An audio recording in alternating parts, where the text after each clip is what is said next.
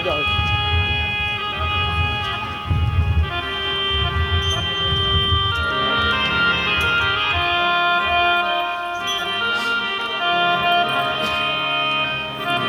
તો લઈ લો. શું કરવું છે? અચ્છા લઈ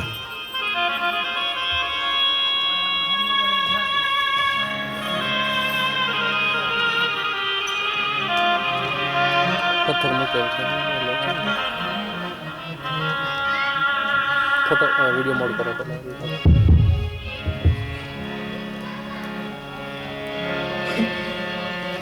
સેલ સમય આઉટ કરો. બસ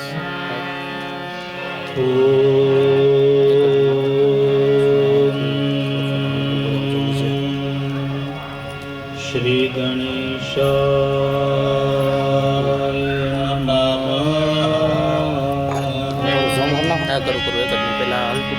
શ્રી સરસ્વતીએ નમઃ. શ્રી હનુમંતાય નમઃ. શ્રી પરમાત્મને નમઃ.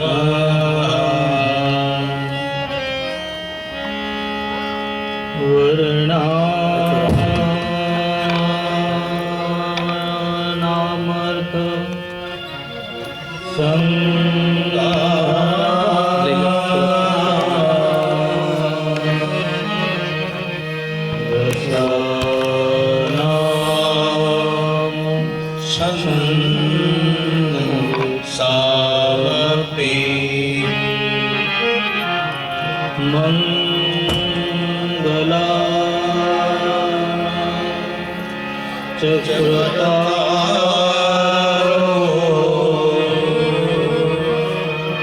વંદે વાણી વિનાયકો.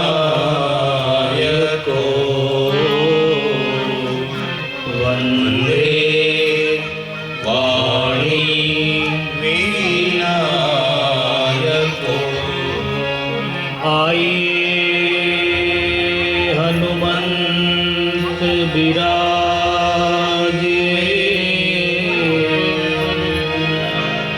કથા કહો મતિ અનુસાર.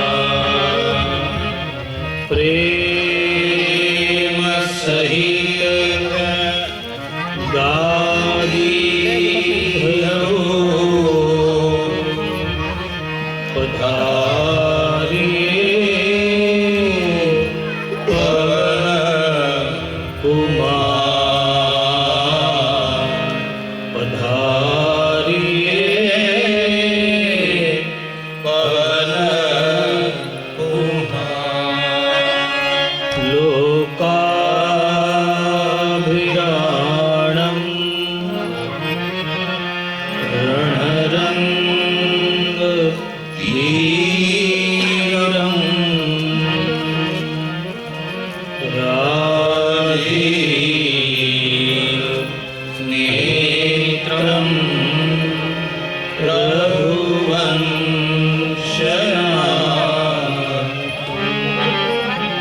કારુણ્યરૂપં કરુણાકરંતં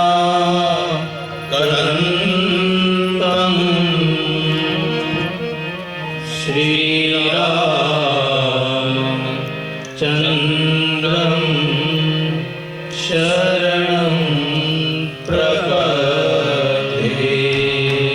શ્રીરામચંદ્રં શરણં પ્રપદ્યે. મનોજવં મારુત તુલ્યવેગં જીતેન્દ્રિયં બુદ્ધિમતાં વરિષ્ઠં વાતાત્મજં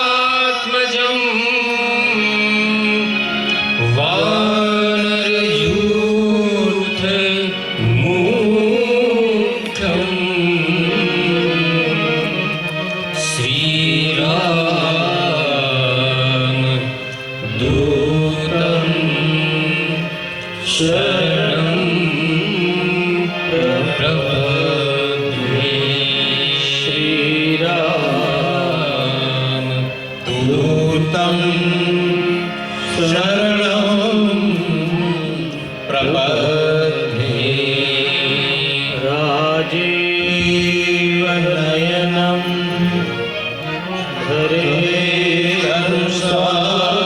हरेरनुसायकं भगत विपत्ति भंजन सुखदायक मंगल भवन अमंगलहारी द्रवस्तु दशरथ अजिय बिहारी जनकसुता जग जननी जानकी अतिशय प्रिया करुणा निधान की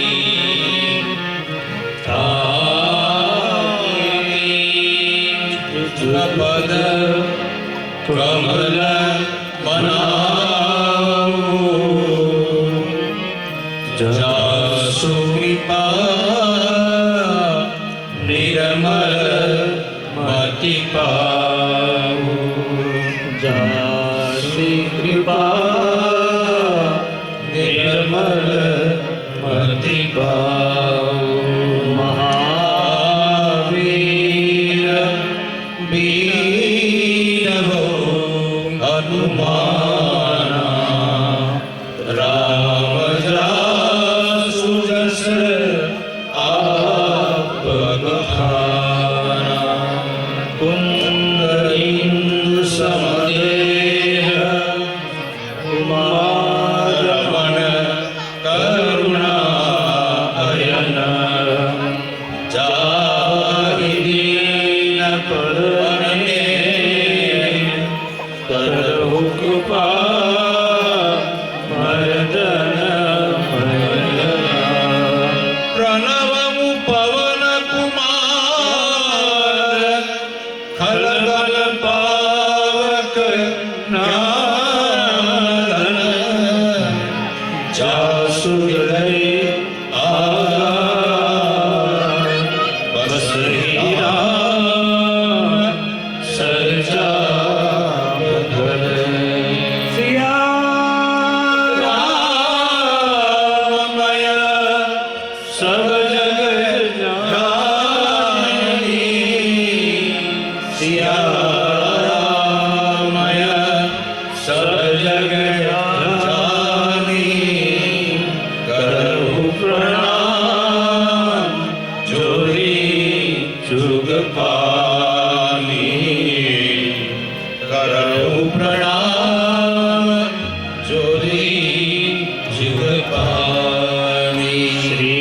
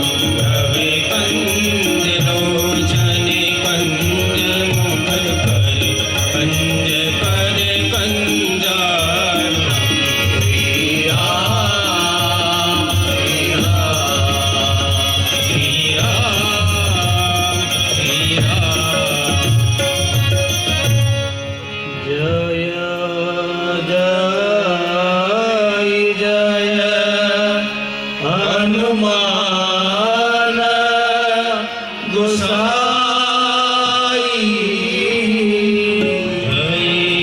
जय जय हनुमान गोसाई कृपा करो गुरुदेव की नारी। कृपा करो गुरुदेव की नारी। धन्य धन्य गिरिराज कुमारी। धन्य धन्य गिरिराजे कुमारी। ओम समान नहीं उपकारी। तुम समान नहीं उपकारी।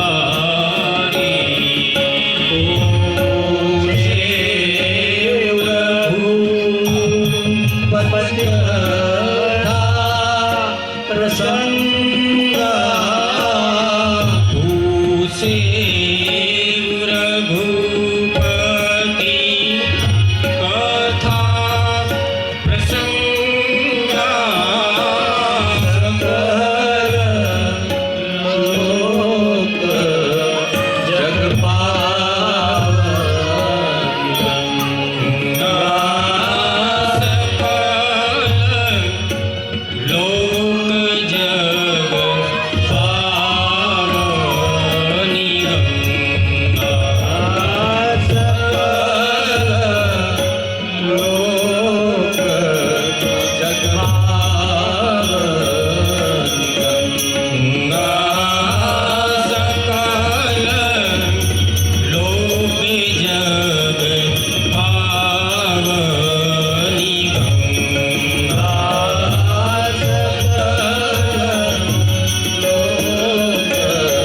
जग पावनी गंगा। गंगा सकल लोक जग पावनी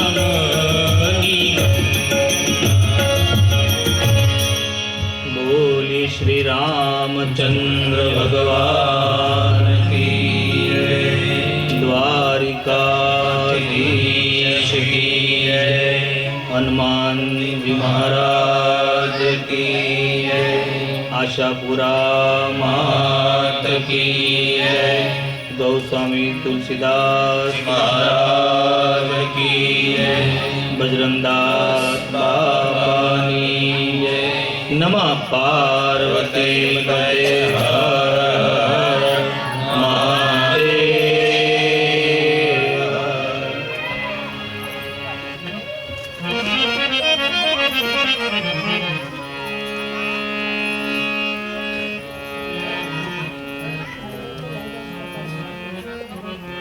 परम कृपाळु परमात्मा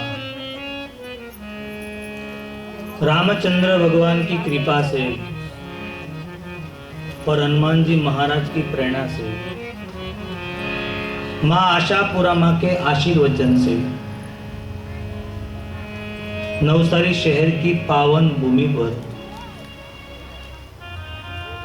हंस गंगा सोसाइटी के अंदर श्री रामचरितमानस ज्ञान यज्ञ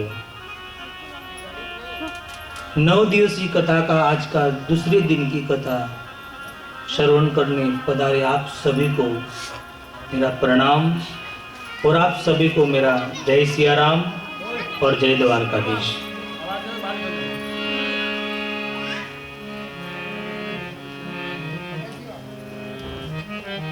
सुंदर परमात्मा की कथा का आज का दूसरा दिन। कल हमने पोथी उत्सव मनाया, परमात्मा की कथा में थोड़ा प्रवेश किया प्रथम दिन की कथा परमात्मा के चरण में अर्पण किया।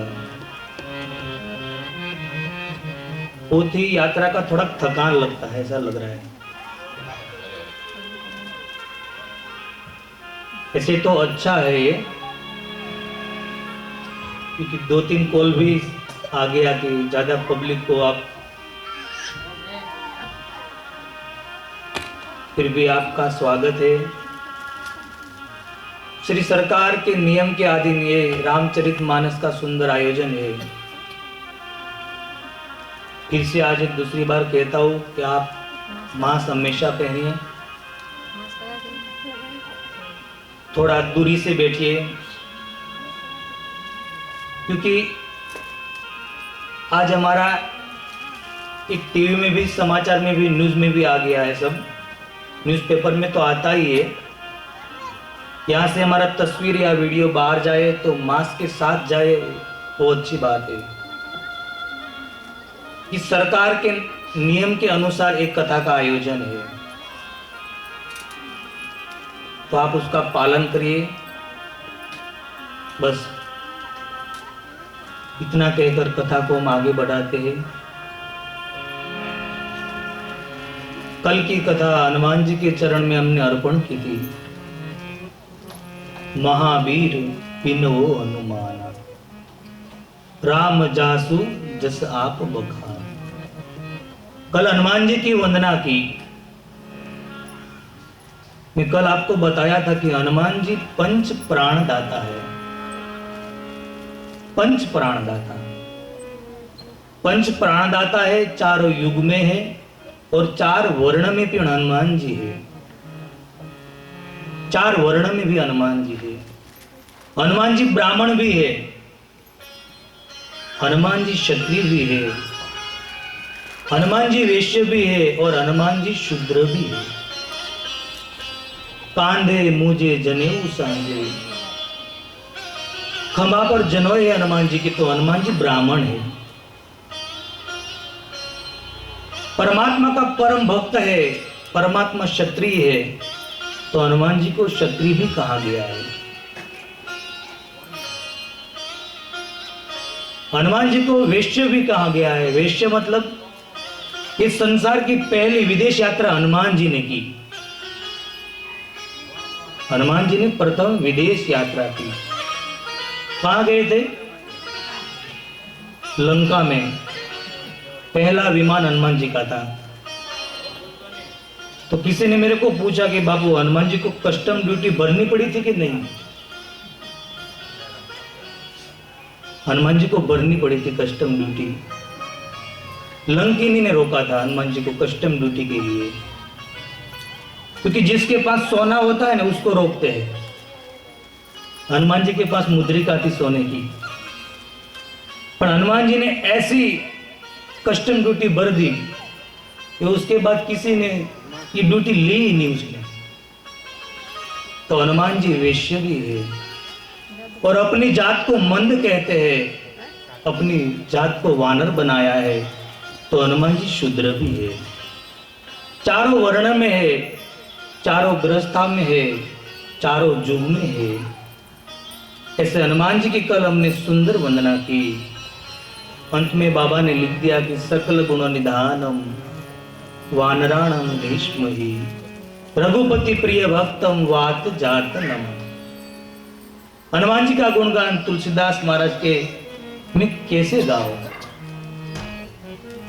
ऐसे हनुमान जी की बाबा के चरण में वंदना की। उसके बाद में हमारी माँ सीता जी की वंदना आती है। बाबा ने सुंदर वंदना की। जनक सुता जग जननी जानकी, जनक सुता जग जननी जानकी, अतिशय प्रिय करुणा निधान की। अतिशय प्रिय करुणा निधान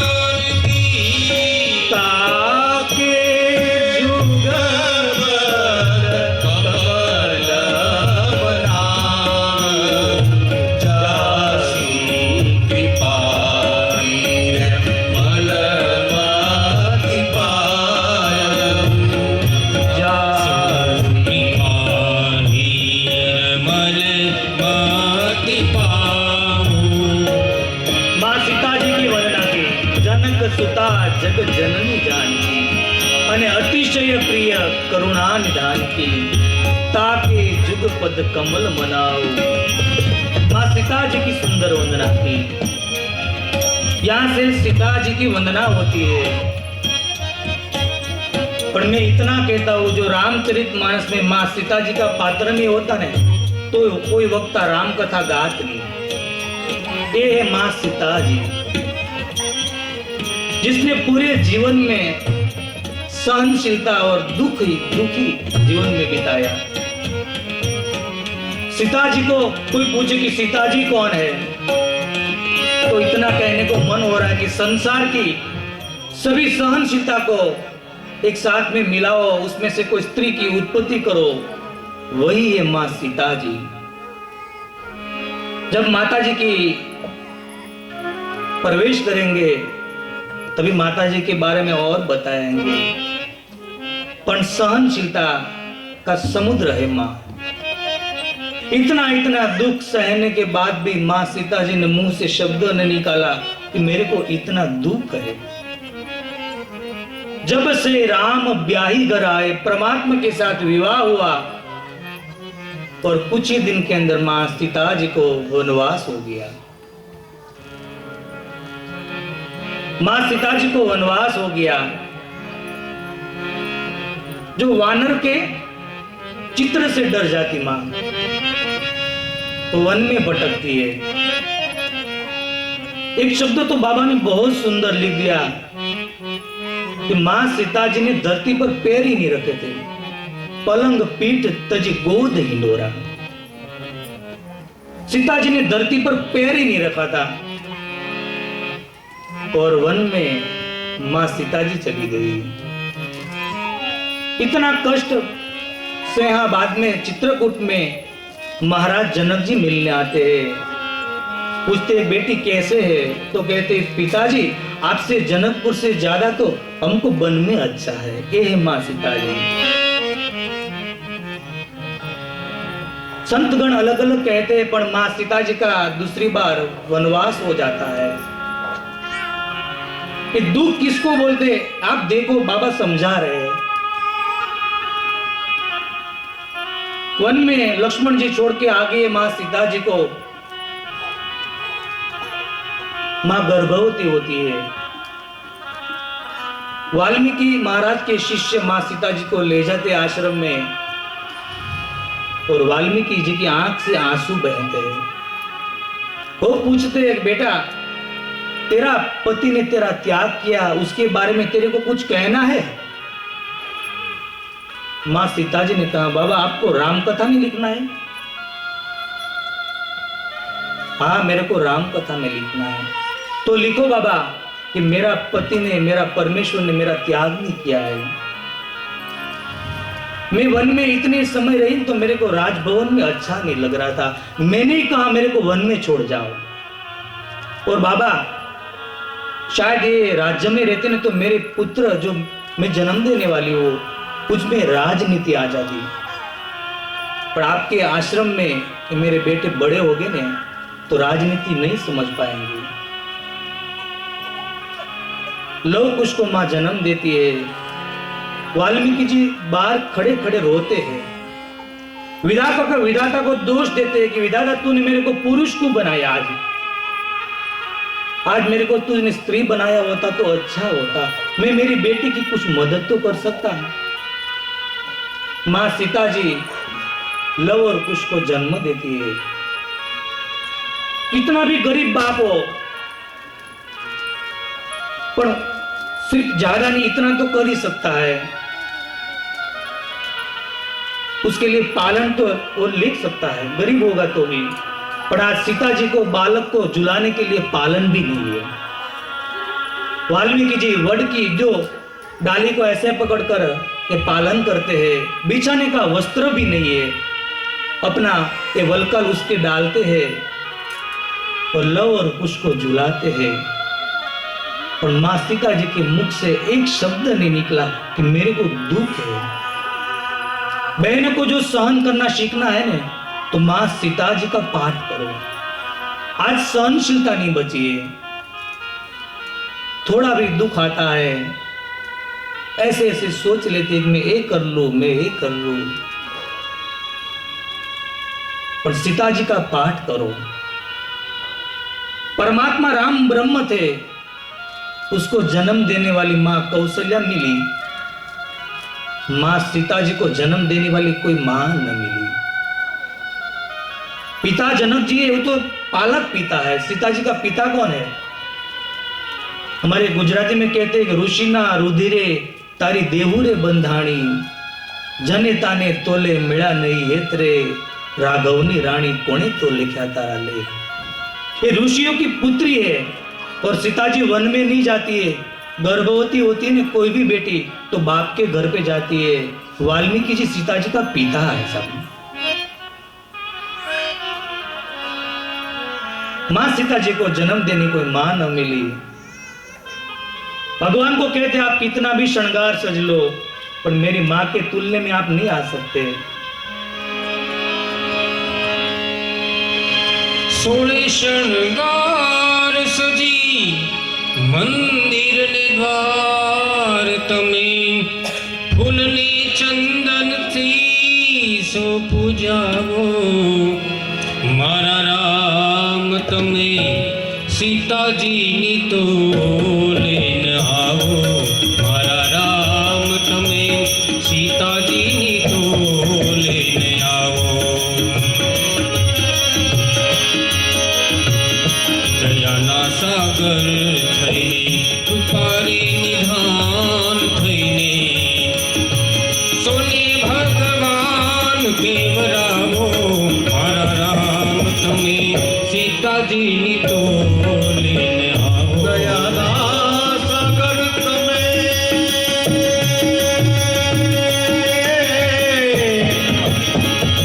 दयाना सागर तमे करुणा निधान थई, दयाना सागर तमे करुणा निधान थई, भले भगवान केवलाओ, भले भगवान केवलाओ, पण राम में सीता जी नी तो लेना आओ, पर राम में सीता जी नी तो लेना आओ, राम में सीता जी नी तो लेना आओ। मां सीता जी की तुलसीदास महाराज ने सुंदर वंदना की। हे मां सीता जी। उसके बाद जिसका इष्ट देव है तुलसीदास महाराज का परमात्मा राम, उसको अंतिम वंदना की। भगवान राम जी को उसका इष्ट देव है और राम जी को अंतिम वंदना। राजीव नयन धरे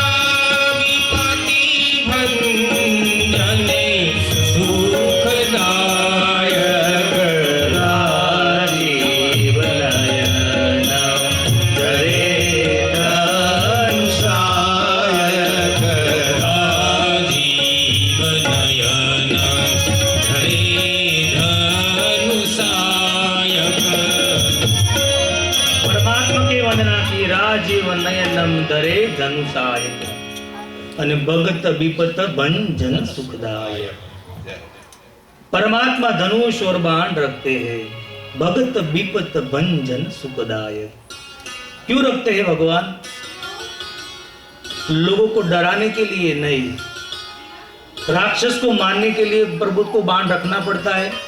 ये तो अखिल ब्रह्मांड का मालिक है, आंख की पलक में सृष्टि का प्रलय हो जाता है। पण भगत विपत्ति भंजन सुखदाय। भक्तों पर जब कसौटी आती है ना, तभी भगवान ये धनुष बाण का उपयोग करते हैं।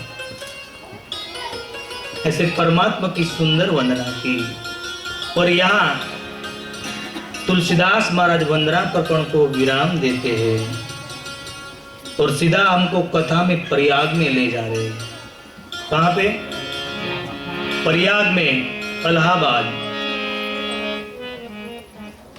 इलाहाबाद में हमको ले जाते हैं प्रयाग में, क्योंकि हमारे देश में 4 जगह पर कुंभ मेला होते हैं, आप सब जानते हैं। इलाहाबाद मानो कि प्रयाग, दूसरा नासिक, हरिद्वार और चौथा उज्जैन। ऐसे परमात्मा ने, तुलसीदास महाराज ने रामचरितमानस के 4 घाट बताए। जो ज्ञान घाट है, वहां से भगवान शिव जी अपनी अर्धांगी शिवा को कथा सुना रहे। ज्ञान घाट से।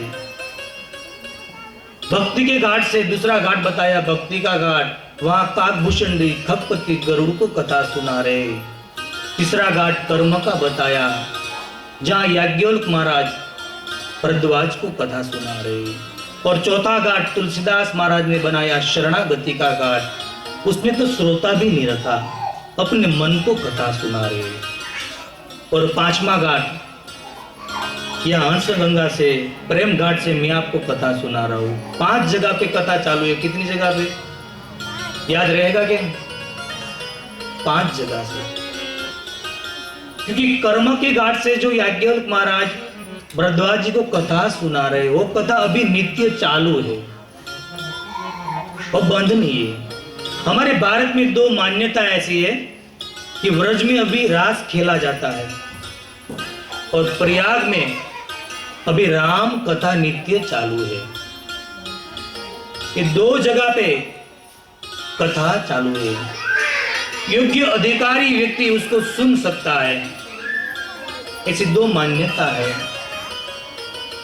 तो जो नित्य कथा चालू है, जहां गंगा यमुना सरस्वती मां का दूध बह रहा है, और प्रयाग के घाट से जो भरद्वाज जी का एक सुंदर आश्रम है। ये भरद्वाज जी का परिचय बाबा हमको चौपाई में देते हैं। भरद्वाज जी कौन है?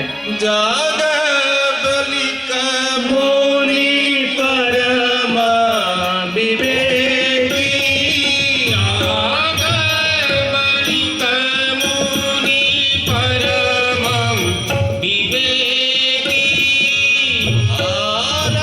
भारद्वाज राखेउ पद टेकी, जाग बलिक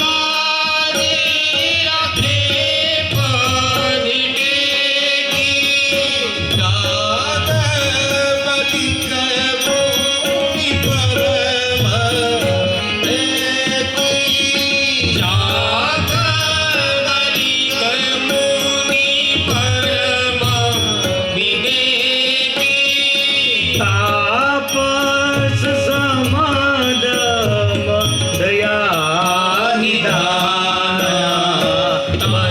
परमारथ पथ परम सुजान, परमारथी पथ परम सुजाना, परमारथ पथ परम सुजाना, परमारथ पथ परम सुजाना। ये भरद्वाज जी का सुंदर परिचय देते हैं कि भरद्वाज जी कौन है।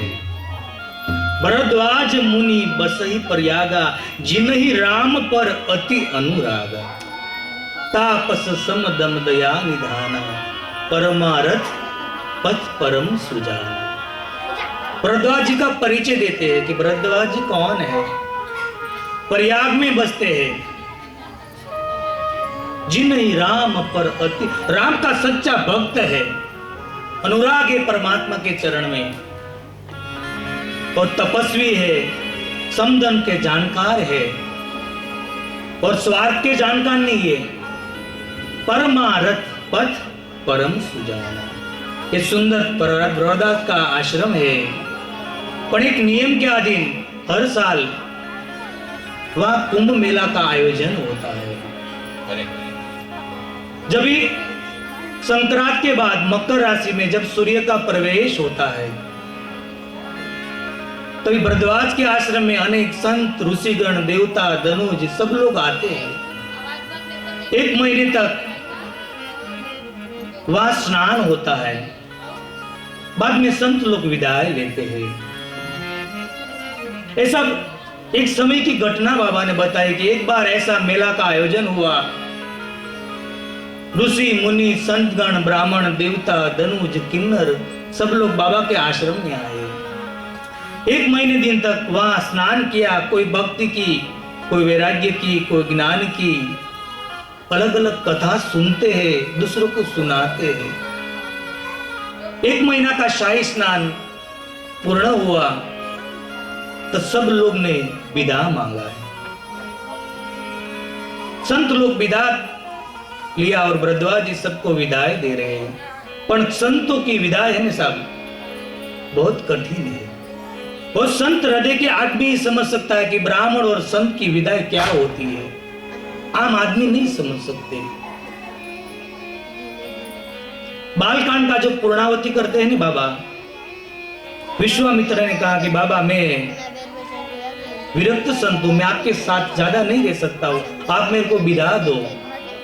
तो महाराज दशरथ जी सम्राट 4 पुत्र वधु के साथ, 3 रानियों के साथ आंख में से आंसू बहने लगा। कहा कि बाबा, नाथ सकल संपदा तुम्हारी, मैं सेवक समित सुतनारी। मेरे पुत्र वधुओं ये सब आपके अधीन है, क्योंकि संत की विदाई है। महाराज दशरथ जी रो पड़े कि मेरी जो संपदा है बाबा आपके आशीर्वाद से है। संत की विदाई बहुत कठिन है। हमारे जैसे नहीं कि हमारे घर पे कोई आता है ना, अभी तो बाहर नहीं निकला तो जोर से दरवाजा फटकाते हैं कि आज के बाद मत आना। ऐसे नहीं, ये तो संत की विदा है। सबको विदा दे रहे धीरे धीरे। उसमें एक संत रहे, वो संत थे याज्ञवल्क्य महाराज। उसका परिचय बाबा ने चौपाई में दिया। याज्ञवल्क्य महाराज कौन है? याज्ञवल्क्य मुनि परम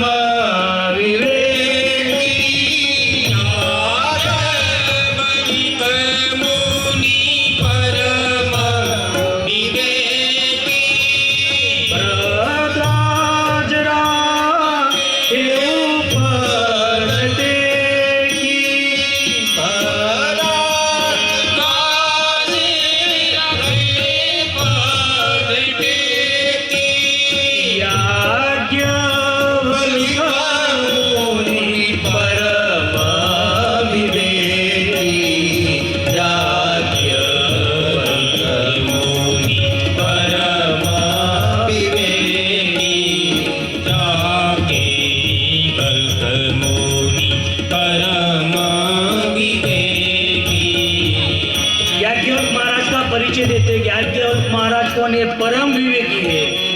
संत होना जरूरी है, पर विवेक सबसे बड़ा है, विवेकी है। और संत को देखा भरद्वाज ने तो मन से लग रहा कि यही संत मेरा संशय दूर करेगा। क्योंकि याज्ञवल्क्य महाराज मानो कि जिसके ललाट में करोड़ों सूर्य का तेज है, जो निर्लोभी संत। सब संत लोग को प्रश्न का उकेल नहीं मिलता है, तभी याज्ञवल्क्य महाराज के पास आते, वही उसका निवारण करते। वही निर्लोभी संत याज्ञवल्क्य महाराज। भरद्वाज ने सोचा कि मेरे मन में जो संशय है ये एक ही महाराज, ये याज्ञवल्क्य महाराज दूर कर सकते, क्योंकि ये तेजस्वी है। पर जाते हुए संत को, ब्राह्मण को रोका नहीं जाता है, उसका अपशुकन माना जाता है। सोचा कि मैं क्या करूं, आप रुक जाओ ऐसा कहूं, आप चले जाओ ऐसा कहूं, पर जाओ ऐसा भी नहीं कहा, रुक जाओ ऐसा भी नहीं कहा। भरद्वाज राख्यो पद टेकी, पैर पकड़ लिए। याज्ञवल्क्य महाराज समझ गए कि ये संत को कोई काम है, बिठाया, पूजा की। और याज्ञवल्क्य महाराज ने कहा कि भरद्वाज जी, आपके आश्रम में 1 महीने से हम हैं, सभी संतगण ने विदाई ली है, आप अभी हमको भी जाने की अनुमति दो। भरद्वाज जी आंख से आंसू बहने लगे कि बाबा मैं आपको जाने नहीं दूंगा, क्योंकि मेरे मन में संशय है, नाथ एक संशय बड़ मोरे। नाथ एक संशय